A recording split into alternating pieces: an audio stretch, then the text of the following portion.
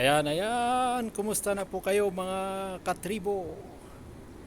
Bago mawala itong atin pong mga halaman na ipapasyal ko po kayo dito sa ating asyenda.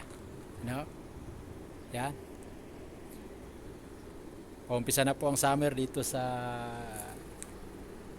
Jeddah. Kaya nag-uumpisa na rin na malanta itong atin pong mga halaman. Pero yan, nakakuha pa rin tayo ng talbos ng sayote. Hindi, ng patola.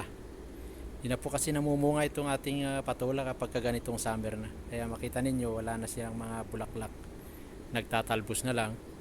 Kaya kumuha tayo ng ating iluluto. Ano?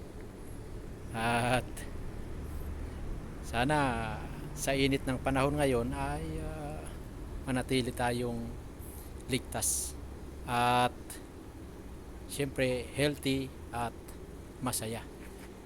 Yan lang po mga katribo at magandang araw, magandang oras po sa inyong lahat dito sa Saudi at yan sa Pilipinas siyempre at sa buong mundo.